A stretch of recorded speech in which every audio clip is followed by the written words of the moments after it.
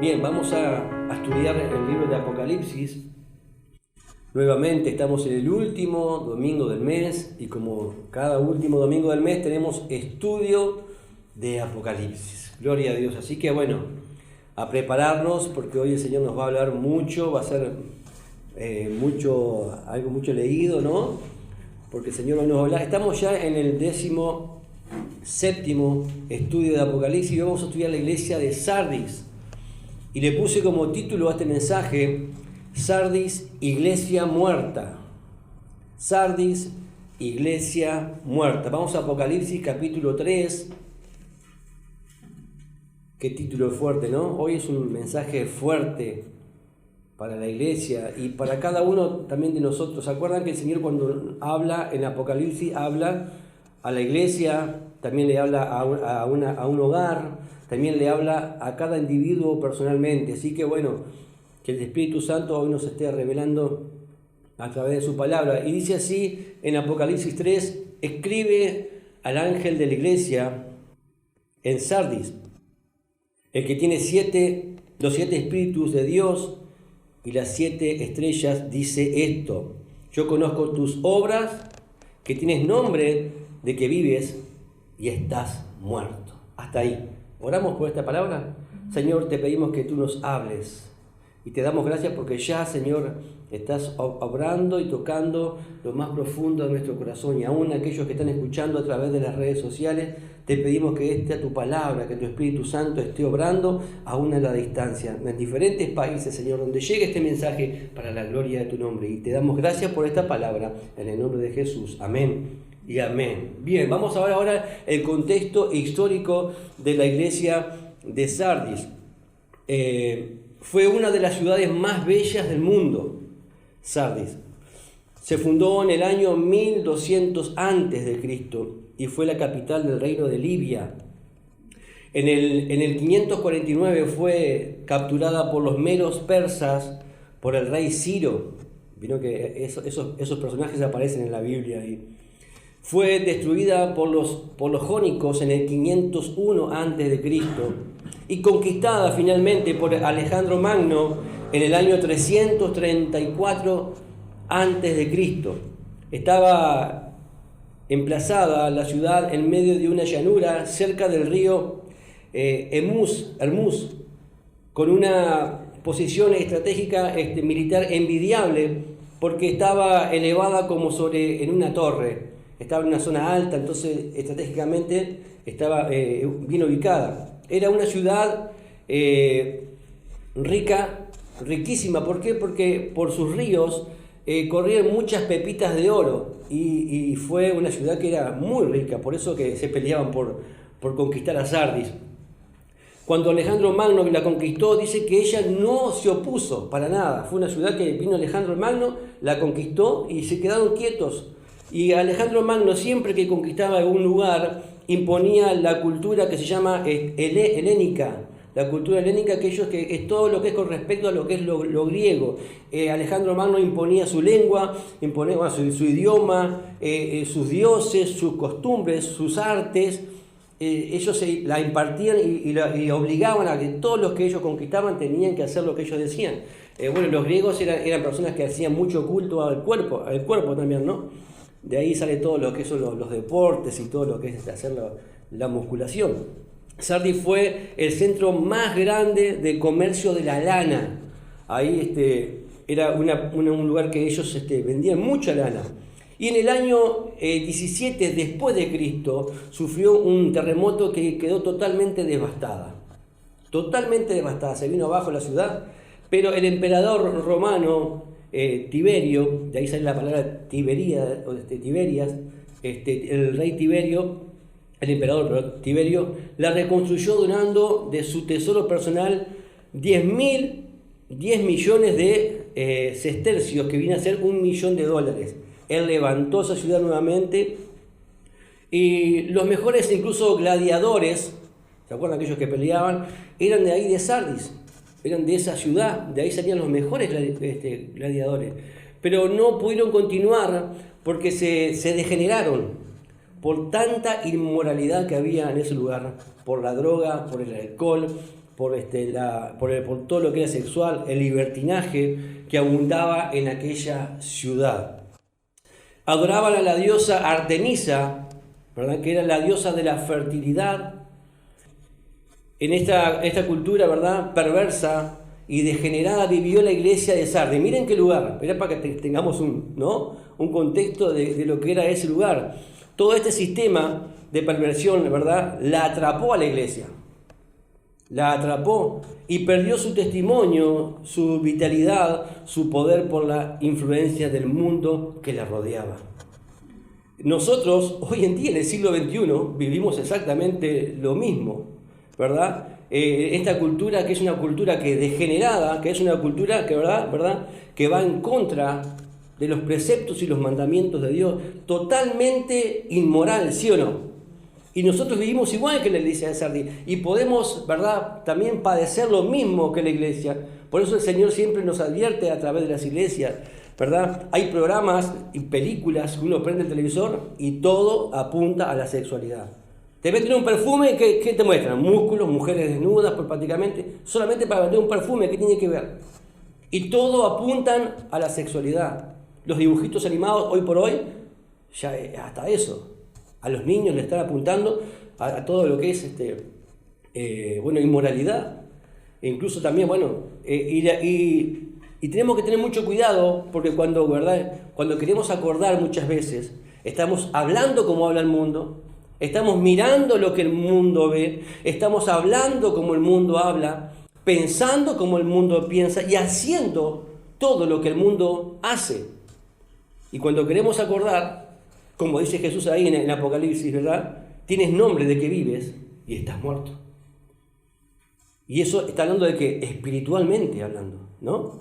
Pero vamos ahí a Apocalipsis, ahí como veíamos en el comienzo, dice: escribe al ángel de la iglesia de Sardis. Dice que el que tiene los 7 espíritus de Dios. ¿Se acuerdan que cuando comenzamos a estudiar los espíritus de Dios? Eso está en Isaías 11:2, ¿se acuerdan?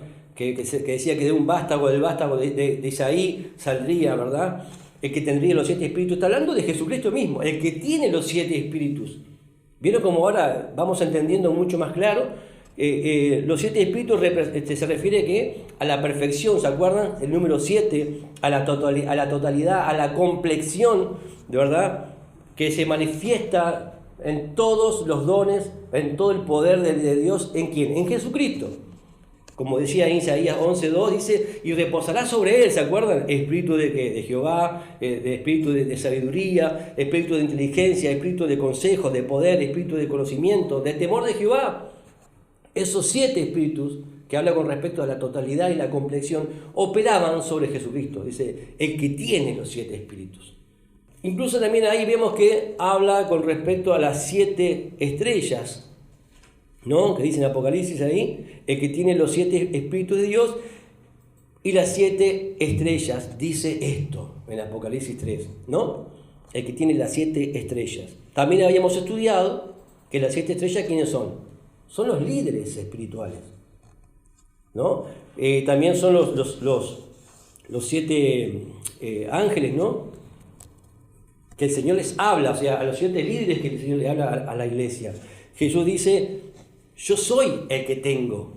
Yo soy el que tengo los 7 espíritus y el que tiene las 7 iglesias, el que tiene las 7 estrellas. Entonces, que Él es el que tiene, eso le pertenece a Él. ¿Qué quiere decir? Que sin Cristo, si Cristo no estamos nosotros habitando en Cristo, no podemos tener ese brillo que dan las estrellas, y tampoco tenemos, ¿verdad?, la manifestación poderosa del Espíritu Santo de Dios, porque es de Él. Eso se consigue solamente a través de Él. El que tiene. Ahora, por eso Jesús en Juan 15, versículo 5, nos dijo, ¿se acuerdan? Cuando en Juan 15, versículo 5, yo soy la vid, vosotros los pámpanos. El que permanece en mí y yo en él, ¿verdad?, este lleva mucho fruto, porque separados de mí, nada podéis hacer. Entonces, cuando recibimos esa manifestación. ¿Cuánto quieren tener la manifestación de los Espíritus Santos? De todos, ¿verdad? Ojalá pudiéramos tener las 7 manifestaciones completas. Porque podemos tener una manifestación ¿verdad? 1 o 2 de esos 7, pero completamente como los tenía Jesús, solamente Él. Pero el Señor nos quiere usar poderosamente. Podemos tener el Espíritu Santo de Dios habitando en nosotros, gloria a Dios, pero mucha gente tiene el Espíritu Santo, pero el pecado, como sucedía con la iglesia de Sardis, que hace que contriste el Espíritu Santo, porque la palabra lo dice en Efesios 4:30. Dice, no contristéis al Espíritu Santo de Dios, con el cual fuiste sellados para el día de la redención. ¿No dice eso la palabra, que no contristemos al Espíritu Santo? ¿Sabe qué significa la palabra contristar? Significa causar dolor. Nosotros muchas veces con nuestras actitudes, con lo que hacemos, con cómo nos comportamos, cómo actuamos, le causamos dolor al Señor. Eso es contristar. También en Primera de Tesalonicenses, capítulo 5, versículo 19, dice, no apaguéis el Espíritu, no apaguéis el Espíritu. Y eso habla con respecto de extinguir su radio de acción, apagar. Como les digo, significa extinguir su radio de acción. Estamos poniéndole límites al Señor y no permitiendo que Él obre, que accione en nuestras vidas y en todo nuestro entorno. Entonces vemos 2 cosas que suceden acá, que se contrista el Espíritu Santo y se apaga el Espíritu Santo. De esa manera, ¿qué pasa? Se pierden fuerzas, perdemos fuerzas, nos sentimos débiles, no podemos defendernos y terminamos haciendo cosas que a Dios no le agrada.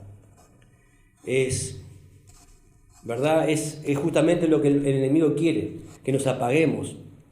Y el sistema del mundo, ¿qué hace? Nos arrastra y nos atrapa y empezamos a hacer cosas que a Dios no le agrada, a cometer pecado, y eso, por eso dice Jesús, terminan muertos.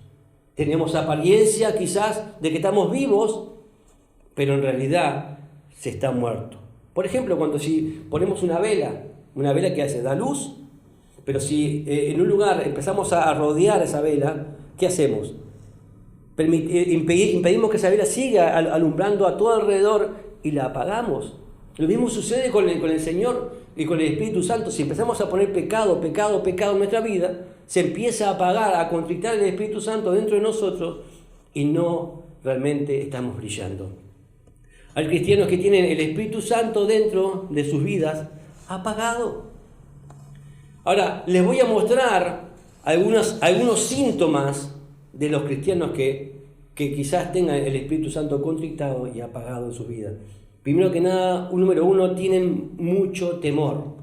Viven todo el tiempo con miedo, con temor, miedo a aquello, miedo a lo otro, miedo a enfermarme, miedo a morirme, miedo a todo, ¿verdad? Y se toman todo de verdad de una manera, todo les da miedo. Cuando es todo lo contrario a lo que es la fe. Tenemos que tener fe, tenemos que creer en el Señor. Y que si pasamos por pruebas y por luchas, el Señor nos va a guardar. Él está con nosotros como poderoso gigante. Número 2, no le hablan de Jesús a nadie. No le hablan de Jesús a nadie. Pasan los días, pasan las semanas, los meses y no se atreven a hablar de Jesús a ninguna persona. Número 3, ¿verdad? Todo lo ven carnalmente. Todo lo ven de manera carnal. Las mujeres las ven de manera carnal. Los problemas los ven de manera carnal. No son capaces de ver de manera espiritual todas las situaciones que suceden. Todo lo asocian a esa manera carnal. No leen la Biblia. ¿Para qué vamos a leer la Biblia? Si después el domingo el pastor me predica y listo. No oran, no doblan rodillas, no pasan tiempo en la presencia del Señor. No les importa la obra de Dios. Pastor, ¿qué hay que hacer? ¿Qué podemos hacer? No nos importa predicar y salir a evangelizar. No nos importa nada de lo que es la iglesia. No se le mueve un pelo con nada. ¿Cómo estamos con la finanza? ¿Cómo vamos adelante? ¿Se ha podido pagar? ¿Se ha podido hacer aquello? No les importa nada.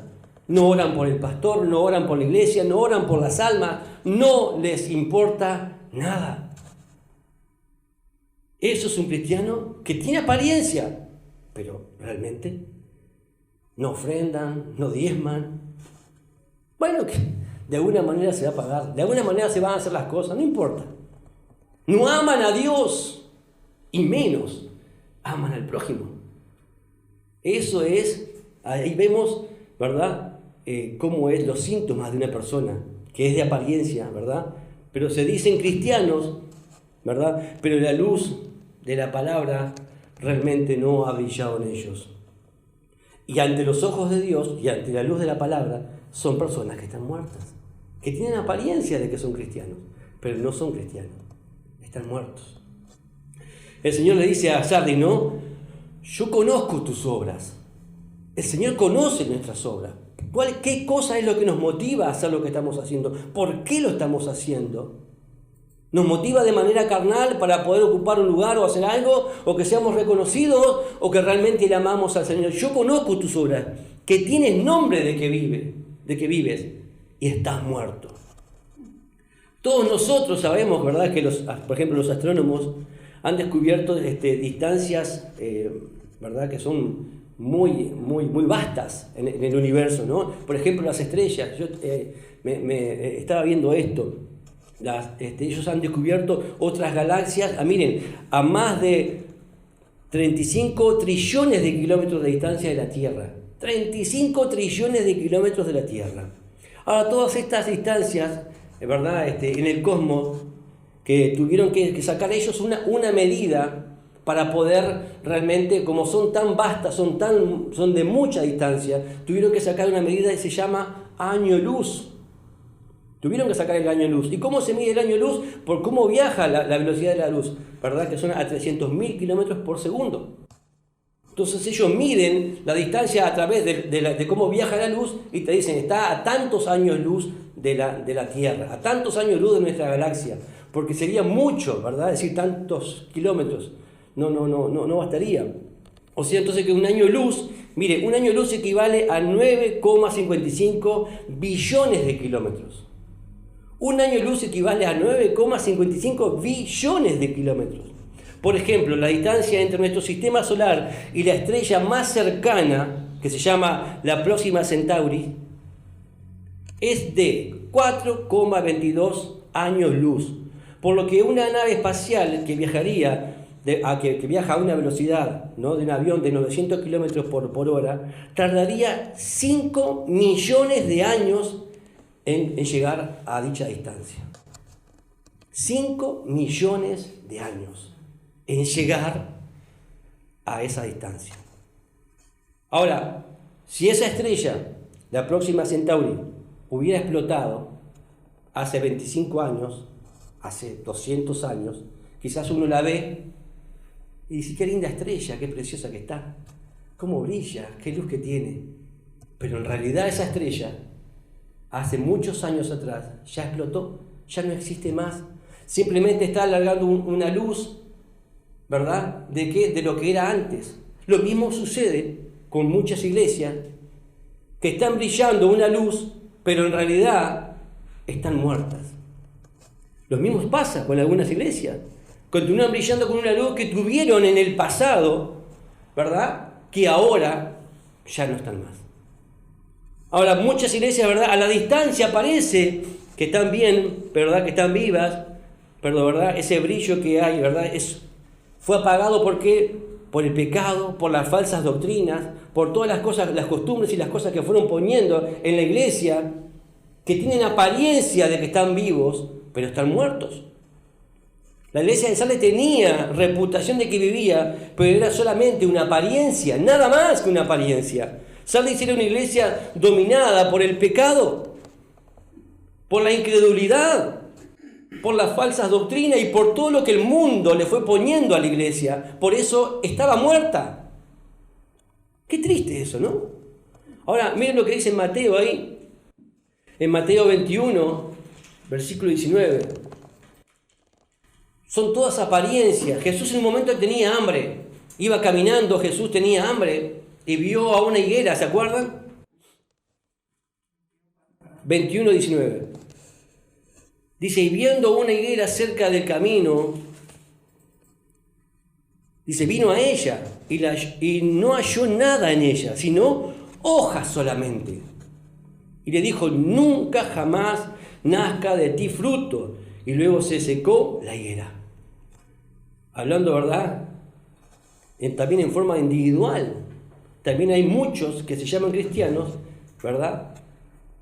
Que son de apariencia, que aparecen, vos lo ves, qué linda higuera, qué lindas las hojitas, pero son puras hojitas, no tienen fruto. Y Jesús quiere usar eso, se quiso alimentar incluso de la higuera, y la higuera no tenía fruto. Ahora, a Jesús no le podemos engañar.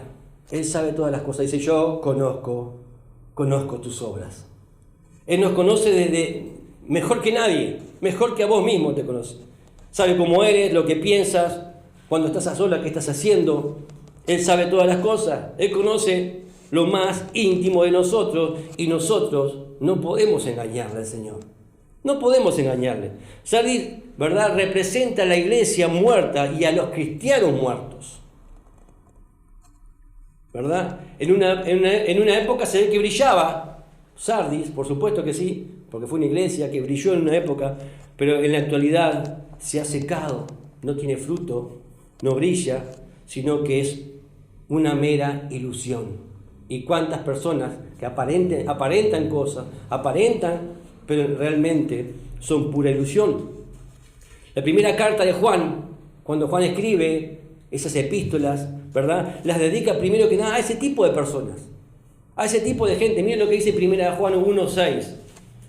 Dice, si decimos que tenemos comunión con Él y andamos en tinieblas, mentimos y no practicamos la verdad. ¿Se dan cuenta? Si decimos que tenemos comunión con Él y andamos en tinieblas, andamos en pecado, mentimos y no practicamos la verdad. Podemos saber la verdad, como muchos a veces saben la verdad, pero no conocen la verdad y no practican la verdad. ¿De qué habla el Señor? Que tenemos que tener intimidad con la verdad. ¿Quién es la verdad? Jesucristo. Dice que tenemos que practicar la verdad. Lo que hemos aprendido, lo que aprendimos acá todos los domingos, tenemos que poner en práctica. En Juan 8:32 dice, y conoceréis la verdad, y la verdad os hará libre, ¿sí o no? No dice que y sabrán la verdad, no, conocerán la verdad.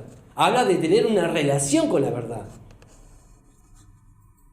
Cuidado, porque si no conocemos y no practicamos la verdad, comenzamos a vivir autoengañados, creyendo que estamos viviendo de manera correcta y nos estamos autoengañando. Y comenzamos a vivir una falsa fe.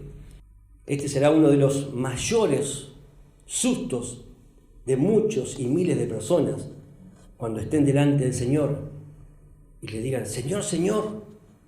Y Él les va a decir, no te conozco, apartados de mí, hacedores de maldad. Ese va a ser el miedo de muchos, porque se van a autoengañar creyendo que están viviendo una fe genuina cuando están viviendo en pecado. El pecado los tiene ahogados y están muertos cuando ellos dicen de apariencia que están vivos. Y el Señor les va a decir, nunca te conocí, nunca hiciste mi voluntad, les va a decir. Cuidado. En 1 de Pedro 1:16, porque dice, escrito está, sed santo porque yo soy santo. No cantamos, soy santo, santo, santo. Y el Señor nos dice, vivan en santidad porque yo soy santo. Porque escrito está, sed santo porque yo soy santo. ¿Qué significa santo? Apartados, diferentes. Ahora vamos a hablar con respecto a la muerte espiritual. ¿Y qué es lo que causa a la muerte espiritual? Sabemos perfectamente bien que es el pecado. Eso es lo que causa la muerte espiritual. Miren, en Lucas 9, versículo 60. Le dijo a alguien, sígueme. Sígueme, le dijo. Como Jesús le dice a muchas personas, síganme.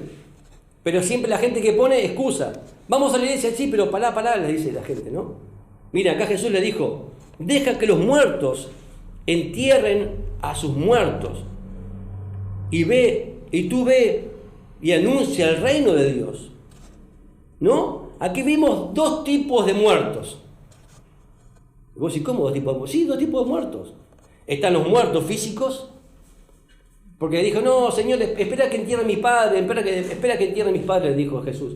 Y Jesús dijo, no, deja que los muertos entierren. Entonces vemos que hay muertos físicos y hay muertos espirituales que están vivos de apariencia, pero están muertos enterrando a los muertos. De eso habla, de los muertos también espiritualmente hablando. Entonces vemos como, ¿verdad?, que aunque tienen título de que están vivos, están muertos.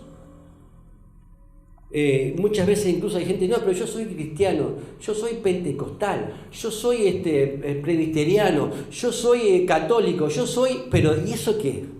Ese título no significa que estés vivo, no significa que estemos vivos. Si dentro de ti no hay una vida resucitada, estás muerto en Dios. Si realmente no hay esa vida, la palabra muerte en sí no significa dejar de existir, no. Significa separación, significa separado. ¿Y separado de quién? De Dios. Esa es la muerte espiritual, el pecado nos separa. Hay un abismo entre el hombre y Dios. Eso es separado. Por eso Jesús es nuestro mediador. Hay un solo lugar que podemos acercarnos al Señor y es a través de Jesucristo, a través de la cruz, del Calvario. Él es el que llena ese abismo porque él ocupa el lugar del pecado. Él se hizo pecado por nosotros y ocupó ese lugar y es el puente hoy entre el hombre y Dios. Pero la gente cree que con una religión, cree que a través de cumpliendo ciertas cosas pueden llegar a Dios y están equivocados. En Lucas 15, versículo 24, ¿se acuerdan con respecto a aquella del hijo pródigo? ¿Se acuerdan del hijo pródigo? Él dice que él recapacitó, vio que llegó un momento que no daba más, pero era hijo, pero estaba muerto. Mire lo que dice el padre diciendo del hijo. Lucas 15, versículo 24. Porque mi hijo muerto era, dice, y ha revivido. ¿Cómo estaba el hijo? Estaba muerto. Se había ido al mundo, había malgastado todas las cosas. Se había perdido, estaba perdido. Y es hallado. Y comenzaron a regocijarse. Gloria a Dios. En Colosenses 2. Vemos ahí, entonces, vieron que hay muertes también. No estaba muerto físicamente, estaba muerto espiritualmente el hijo pródigo, ¿sí o no? Como también todos nosotros estábamos muertos. ¿En qué estábamos muertos? En delitos y pecados. Miren en Colosenses 2, versículo 13. Y a vosotros, estando muertos en pecados y en la incircuncisión de vuestra carne, os dio vida juntamente con él, perdonándoos todos los pecados. Nosotros como estábamos antes muertos, pero estábamos vivos, aparentemente. Pero estábamos muertos en delitos y pecados. Estábamos estando muertos en pecados, en la incircuncisión de vuestra carne. Y dice, os dio vida juntamente con él. Entonces, para tener vida, no hay que tener una religión, sino una relación juntamente con Cristo. ¿Se dieron cuenta ahí? Juntamente con Cristo. Tú puedes ser, como te digo, lo que sea, pero lo que más importa es que hayas nacido de nuevo, que hayas recibido el Espíritu Santo de Dios y que no lo apagues, que no lo contristes, que no le des lugar al pecado. Porque podés morir, estar muerto en vida. Por eso no te salva, ¿verdad? Una religión, solamente Cristo salva. ¿Cuántos dicen amén? La mentira más grande incluso del diablo, ¿cuál es? Y lo más anticristo, ¿cuál es? Que si, ¿verdad? Que si eres buena gente, no pasa nada, vas al cielo. Hasta el mismo Papa lo dijo. No pasa nada, si eres bueno, vas para el cielo. O sea que también tus buenas obras te llevan al cielo. Y eso es una mentira diabólica. Es una mentira diabólica que lleva a miles y millones de personas al infierno, creyendo que a través de ese sistema pueden llegar a la presencia de Dios. Y yo pregunto, ¿para qué murió Jesús entonces? ¿Para qué derramó su sangre en la cruz? Si solamente a través de Él no hay otro mediador entre Dios y los hombres, Jesucristo hombre. Nadie viene al Padre, dice Jesús, si no es a través de mí. Cuidado porque cualquier, ¿verdad?, aspecto de fe puede ser imitado también. La gente imita la fe. Ay, vos los ves, son muy espirituales, muy santos, ¿verdad? Pero si tu cuerpo, tu alma y tu espíritu no han sido transformados por el poder del Espíritu Santo, cuerpo, alma y espíritu, sí, cuerpo, alma y espíritu, que te ven a vos y te dicen, pero sos diferente, ¿qué te pasa? Tenés otra mirada, ¿qué te pasa? Sos distinto, se refleja en la persona cuando tiene a Cristo en su corazón, ¿sí o no? Todo su alma ha sido tocada, sus emociones, ya no siente como antes. Y ni que hablar del espíritu. Entonces, tenemos que ser, esas tres áreas tienen que ser totalmente transformadas por el poder del Espíritu Santo. No es que te toca el espíritu y que solamente te toca el alma o solo te toca el cuerpo. No. ¿Cuánta gente ha sido sanada en el cuerpo? Pero no han sido salvos, están muertos. Se van sanitos, ¿a dónde? Al infierno. Entonces hay que tener cuidado, por eso la palabra habla con respecto a lo falso y a lo verdadero. Hay algunos que tienen apariencia, pero no son. E incluso muchos están, ¿verdad?, seguros y creen, están segurísimos, que ellos son salvos. Creen que son salvos. Pero Jesús habló muchas parábolas. ¿Se acuerdan con respecto a la palabra del sembrador, que le pidió la palabra, y dice que cayó sobre pedregales, incluso que vino el diablo y le robó? O sea, que por más que reciba a esa palabra, si no realmente hace el efecto, si no abrís tu corazón a la palabra de Dios, que realmente sea transformado. ¿Se acuerdan la palabra también de las vírgenes? ¿Cuántas vírgenes eran? Eran 10 vírgenes.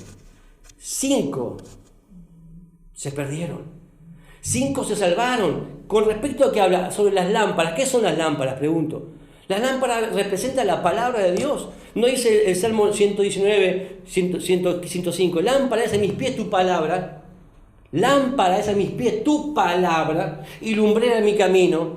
O sea, podemos tener la palabra en la casa, venir a la iglesia con la palabra bajo el brazo, podemos leer la palabra, como las 5 vírgenes, no dice que tenían lámparas, tenían palabra, pero no tenían aceite. No tenían la presencia del Espíritu Santo en sus vidas. Y se perdieron. Dice que vino el esposo. Y después ya era tarde. Se quedaron. Ahora, y cuidado, porque nunca el diablo es más diablo con la Biblia debajo del brazo. El diablo tuvo el tupé de predicarle a Jesucristo, ¿se acuerdan? Cuando Jesús fue a orar, fue llevado por el Espíritu al desierto. No le dijo, escrito está. Dijo, si eres el Hijo de Dios. Lo llevó a un pináculo bien alto, tírate. Y le predicó incluso el Salmo 91:11. Pues a sus ángeles mandará cerca de ti y te guardará de todo tu camino, ¿no? O sea, tírate que los ángeles, el Señor va a mandar a ángeles. Le predicó la palabra y Jesús le dijo, escrito está. No tentarás al Señor tu Dios. Y también habló con respecto a Deuteronomio 6. El Señor también le habló, pero el diablo también te predica. El diablo también te habla sobre la palabra. Y ese sí que es un caso muy complicado. Como dice en Santiago 1:22, ¿no? Mas sed hacedores de la palabra, no tan solamente oidores, engañándoos a vosotros mismos. También en verdad hay un arrepentimiento que no es real. Está el arrepentimiento según la carne y está el arrepentimiento según Dios. ¿Sabías eso? Vemos 2 personas. Vamos al Antiguo Testamento. Saúl se arrepintió. Vos lo veías y decías, ay, pero Señor, el Señor sabe, y lágrimas. Y Judas se arrepintió. El Nuevo Testamento se arrepintió. Y se lamentó, tiró las monedas y lloró. Lágrimas de cocodrilo. Nunca se arrepintió ninguno de los dos. El mensaje que le mandé ayer, el joven rico, no fue corriendo a los pies del Señor, no se postró a los pies, no adoró a Dios. Le dijo, ¿no? Maestro bueno, ¿cómo puedo hacer para ser salvo? Pero cuando le tocó el bolsillo, resulta que amaba más el bolsillo, el dinero, las riquezas que a Dios. Ese era su primer amor. Pero aparentemente, a ver, ¿has hecho guardado los mandamientos? Sí, Señor, yo guardé todos los mandamientos. No matarás, no fornicarás. Qué bueno que era el joven rico. ¿Vos lo veías? Bien vestidito y cumplía con toda la ley. No, mentira. No amaba a Dios. Amaba más las riquezas que a Dios. Y de apariencia estaba vivo, pero por dentro Se perdió, se fue angustiado porque Dios le habló una palabra, Jesús le habló una palabra fuerte, que lo quebrantó. Y a veces se predican las cosas fuertes y claras, y la gente se va ofendida. ¿Cómo me va a decir que soy? Sí, somos pecadores, hermano, tenemos que arrepentirnos. Por eso es la palabra a la iglesia. ¿A quién está hablando Jesús? A la iglesia de Sardis. Nos representa a nosotros también. Tenemos que ver en qué estamos fallando. Tenemos que ver en qué no estamos obrando bien. Si hay pecado en ciertas áreas de nuestra vida. Pero nunca, ¿verdad? La gente que realmente aparentemente muestra un arrepentimiento, pero es todo mentira. Está el arrepentimiento según Dios, como les digo. Miren lo que dice ahí en 2 Corintios 7:9, perdón. ¿Sabe cómo se llama el arrepentimiento según el mundo? Remordimiento. Se llama remordimiento por miedo a las consecuencias, no por miedo o por temor a Dios. Son dos cosas totalmente diferentes. Dice ahora, me gozo, no porque hayáis sido contristados, sino porque fuiste contristados para arrepentimiento. Porque habéis sido contristados según Dios. ¿Vieron? Eso que uno se contrista, pero según Dios, para arrepentimiento. Y dice, yo me alegro, me gozo que hayan sido contristados, dice el apóstol Pablo. Me gozo que hayan sido quebrantados. Dice, para que ninguna pérdida, ¿verdad?, padecieseis por vuestra parte. Miren lo que dice el versículo 10. Porque el dolor que es según Dios, ¿vieron? Según Dios, obra arrepentimiento como saludable. Wow, te arrepentiste ahí, ¿verdad? Salud. Es un arrepentimiento genuino, saludable. Dice, de que no hay de qué arrepentirse, más el dolor el dolor del siglo obra muerte. ¿Vieron? Hay un dolor que es para salud y hay un dolor que es para muerte. Hay un arrepentimiento que es según Dios, y hay un remordimiento, un arrepentimiento, que eso es algo bueno, te sentís mal por el momento para poder zafar, pero no vas a zafar nunca de eso, porque Dios es justo. Por eso el verdadero arrepentimiento es como dijo David en el Salmo 51, versículo 17. Los sacrificios de Dios son el espíritu quebrantado, dice. El corazón contrito y humillado no despreciarás tú, oh Dios. Ese es el verdadero quebrantamiento. La persona que realmente está arrepentida. Saúl nunca se arrepintió. David sí se arrepintió. Judas nunca se arrepintió. Pedro sí se arrepintió. Vemos dos personas en la misma época y vemos dos resultados totalmente diferentes. Unos para muerte y otros para vida. ¿Verdad? Es el verdadero arrepentimiento. Por eso ahí en Hebreos 3:5 dice, si oyeres hoy su voz, no endurezcáis vuestro corazón como en la provocación. Hoy es el día que tenemos que pedirle perdón al Señor, arrepentirnos. El Señor nos está hablando ¿cuándo? Hoy. Hoy es tiempo de arrepentimiento. Cuando, como les digo, Judas nunca se arrepintió. Él fue el madero ¿de qué? De la horca. Sin embargo, Pedro fue al madero de la cruz. Dijo, wow, Jesús murió y resucitó. Y tuvo realmente ese tiempo con Jesús. ¿Se acuerdan cuando Jesús le dijo, me amas, Pedro? Y él se arrepintió realmente y fue tremendamente usado por el Señor. Como dice en 2 Corintios 5:17, de modo que si alguno está en Cristo, nueva criatura es. Las cosas viejas pasaron y aquí todas son hechas nuevas. Por eso cuando uno se arrepiente realmente se arrepiente. Porque hay mucha falsedad, mis hermanos queridos. Hay mucha falsedad. Hay amores que son falsos. Hay humildades falsas, ¿sí o no? Hay falsas paz.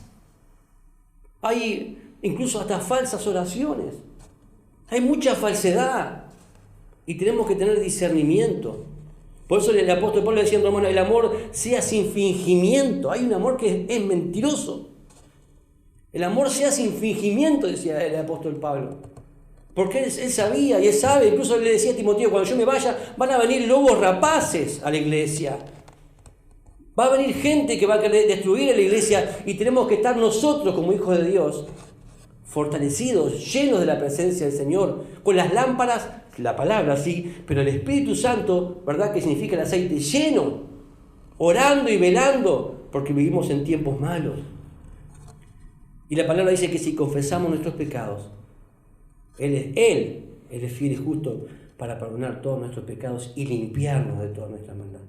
Yo creo que este mensaje es un mensaje para arrepentimiento. Para arrepentimiento, que si estamos haciendo algo que a Dios no le agrada, hermano, cuidado porque de a poquito se va apagando la luz. No contristemos al Espíritu Santo de Dios. No lo apaguemos. Oremos, velemos, porque estamos en los tiempos finales. El enemigo sabe qué área tocar nuestras vidas y nosotros necesitamos al revés, acercarnos más al Señor, estar más tiempo con el Señor, más que nunca, porque los días son malos. Amén. Es tiempo de buscar al Señor. Es tiempo de hacer como hizo Pedro, tirarse de la barca y nadar hasta el Señor y decir: Señor, tú sabes que te amo, tú lo sabes todo. Él lo sabe todo, no podemos engañarlo. Él sabe cómo estamos en nuestra condición. ¿A quién vamos a engañar? No podemos engañarnos a nosotros mismos. Tenemos que tener mucho cuidado porque el enemigo es astuto. Es astuto, nos quiere destruir como iglesia. Y quiere que no estemos brillando más.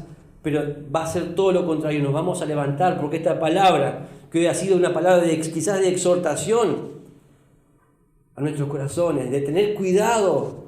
No permitamos que el mundo se meta a nuestras vidas, a nuestros corazones, a nuestras familias, sino que estar llenos de la presencia de Dios. Y Señor, acá estoy, lléname con tu presencia, te pido perdón, obra en mi vida. Vamos a orar, hermanos queridos, por esta palabra y le damos gracias a Dios, porque hoy el Señor nos ha exhortado con su amor y con su gracia y con su misericordia. Yo conozco tus obras, dice el Señor. Él conoce nuestras obras.